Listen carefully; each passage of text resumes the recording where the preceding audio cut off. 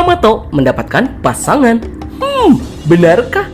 Jadi, seperti yang kalian tahu, dalam Mekamato musim ketiga, Monsta akan menghadirkan karakter hero baru yang dimana hero ini akan berpasangan atau berdampingan dengan Mekamato untuk melindungi kota hilir dari berbagai ancaman. Jadi gitu guys, bukan Amato yang dapat pasangan hidup, hehehe. Tapi kemungkinan hero baru inilah emang yang nantinya bakal menjadi pasangan Amato untuk di masa depan. Menurut kalian gimana? Tuliskan di kolom komentar ya. Oke. Jadi berhubung politik sedang dimanipulasi menjadi nasty, maaf, salah skrip. Sorry.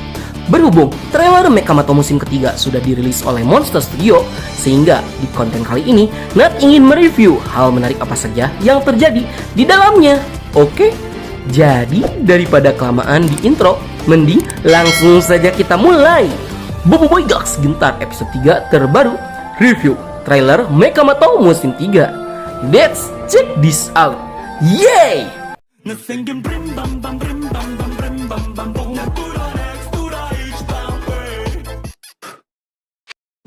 Oke, kita mulai dengan ngomongin soal visualnya dulu. Yang dimana untuk visual Mekamato musim ketiga masih sesuai dengan yang kita duga sebelumnya. Jika Monster Studio memang menggunakan server lama untuk memproduksi animasi Mekamato, ya mau server lama ataupun aplikasi Blender, keduanya punya kelebihan dan kekurangannya masing-masing, sehingga visual Mekamato masih sangat worth it dan memukau sama halnya dengan musim-musim yang sebelumnya.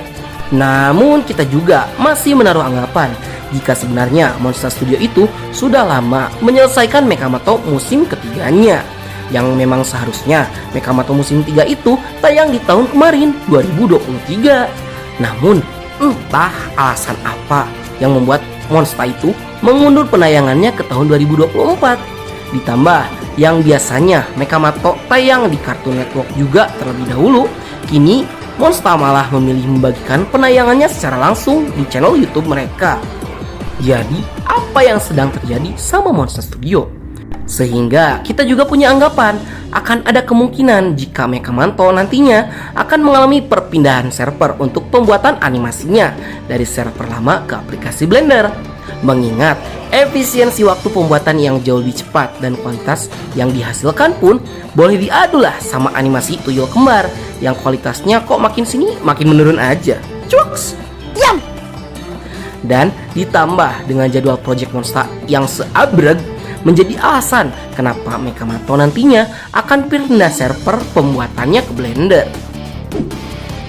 Next, kita ke plot utama cerita yang berbeda dengan musim-musim yang sebelumnya.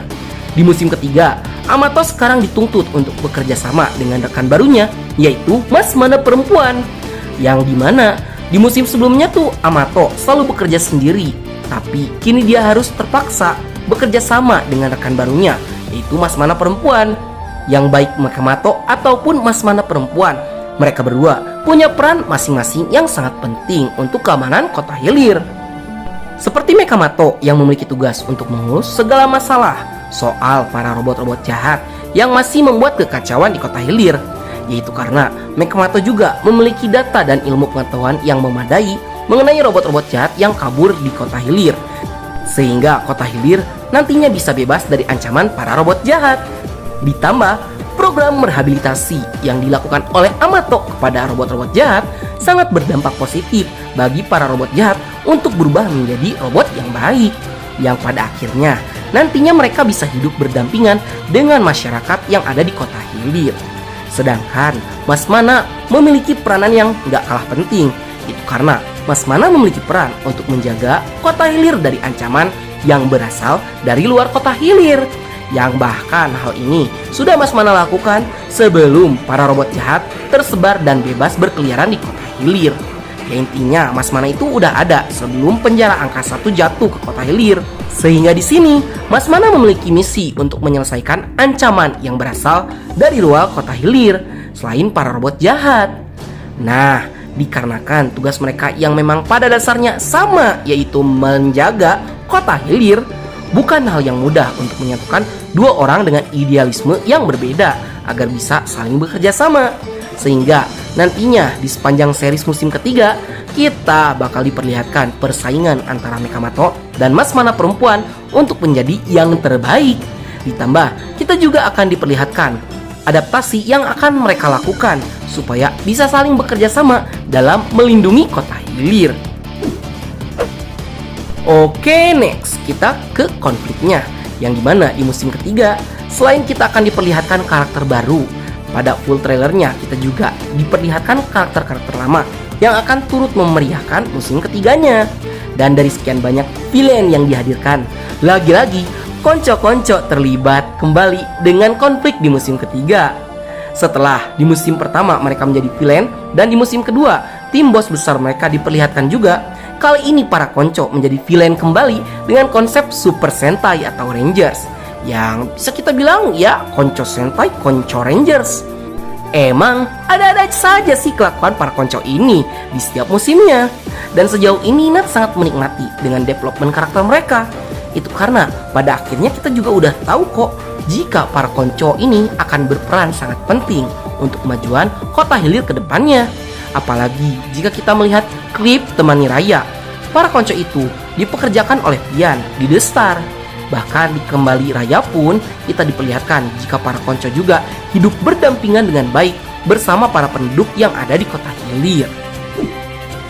Namun, di luar pada robot jahat yang masih membuat kekacauan di mana-mana, Nat justru lebih penasaran dengan tugas Mas Mana yang mencoba menghalau ancaman dari luar kota hilir, yaitu karena baru Grakakus dan Cacing saja yang sejauh ini diperlihatkan sebagai villain non-robot yang menjadi ancaman besar bagi Mekamato. Dan Nat juga penasaran kenapa para Mas Mana senior memilih untuk berada di belakang layar dan malah justru membiarkan Mas Mana baru dan Amato yang menyelesaikan semua masalah di kota hilir. Apakah selain karena kesibukan pribadi mereka, ada alasan lain yang membuat para Mas Mana senior tidak turun tangan langsung untuk menyelesaikan masalah di kota hilir? Mengingat masih ada Tok Sah, Tok Abah, dan Dato Andi yang masih aktif dan sehat secara fisik untuk menjadi Mas Mana. Jujur, Nat penasaran sih. Mas Mana ini kan udah ada di kota hilir sebelum penjara angka 1 jatuh. Pertanyaannya, apa yang sebenarnya dilindungi oleh Mas Mana di kota hilir sehingga kota hilir ini diincar oleh pihak di luar kota? Baiklah, sekian dulu untuk konten kali ini. Bagi kalian yang suka konten seperti ini, jangan lupa untuk like, share, dan subscribe, dan bunyikan tombol lonceng notifikasinya. Akhir kata dari Nat, sayonara, arigato gozaimashita, mata nih, bye. Semangatlah berkalibrasi frekuensi yang sama. Kita jadi tak sugairah kamu mendayu suara dirimu. Yes! Jadikan